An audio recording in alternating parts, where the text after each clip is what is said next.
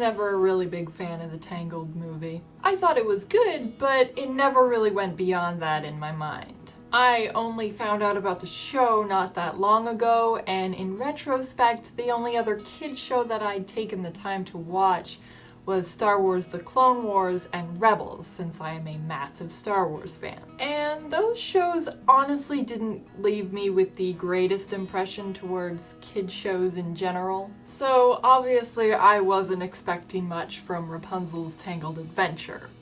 Man, oh man, was I blown out of the water. Admittedly, the animation was not so great, but it really started to grow on me as I progressed through the show. And more importantly, there was the writing. After enduring a show like Clone Wars, which was plagued with inconsistencies, Tangled showed very careful planning and forethought in every single episode. If you are familiar with the Chekhov's gun rule, where every element in a story must be necessary, then you won't fail to see that rule at work in this show. It was honestly so refreshing to see, and the way this show expanded on the lore of the movie was absolutely brilliant. Another aspect of the show that I massively appreciated was its themes. If there's anything crucial to a kids show, it's the themes, especially well-executed themes. Rapunzel herself is a glowing example for kids to look up to.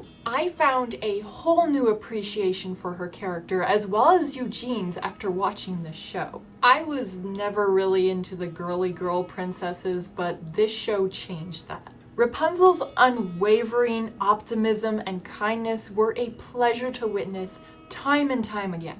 And she is the center for one of the greatest underlying themes in this show, and that has to do with relationships. Now, we all have our everyday relationships with family, friends, co-workers, etc. Tangled nails all of these on the head. And I'm sure that most of us nowadays are used to seeing all sorts of forced drama in relationships portrayed in our media, as well as many unhealthy stereotypes or just downright lazily written relationships. The relationships I saw in this show were portrayed in a very healthy yet realistic way. When two characters found themselves at odds with each other, they had to work through it, though sometimes there were things that they just couldn't work through. I'm going to go ahead and get specific by addressing Rapunzel's relationship with Cassandra, so spoiler warning. Cassandra is the complete opposite of Rapunzel's core personality. She's very competitive, her jokes are almost always at the expense of others, and she much prefers brute force to negotiation.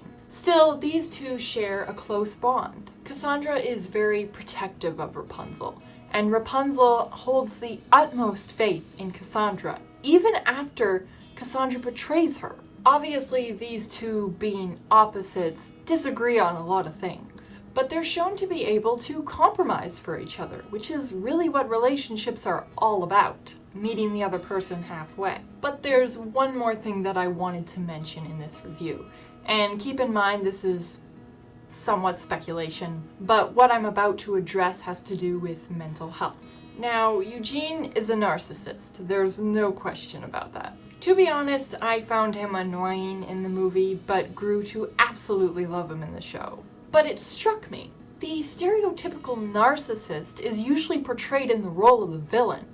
In the movie, Mother Gothel is that stereotypical narcissist. But in Eugene's case, I was seeing a narcissist portrayed in the role of a hero. And he's not the only one. Eugene's best friend Lance also portrays narcissistic tendencies, and the show even features an extreme narcissist called Calliope, who everyone is understandably annoyed by due to her condescending demeanor. But all these characters are still unquestionably heroes, and they're never directly called out or shamed for their displays of narcissism. Rapunzel even feeds into Eugene's ego on a few occasions, and I found this incredibly interesting.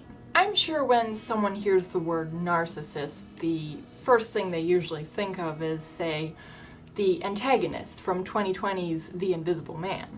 But not all narcissists are like this. In fact, narcissism is actually a perfectly normal part of social and emotional development.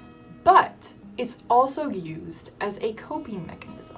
Eugene, Lance, and Calliope all have one thing in common, and that is at one point they had to fend for themselves in a seemingly unforgiving society. So they didn't exactly have it easy.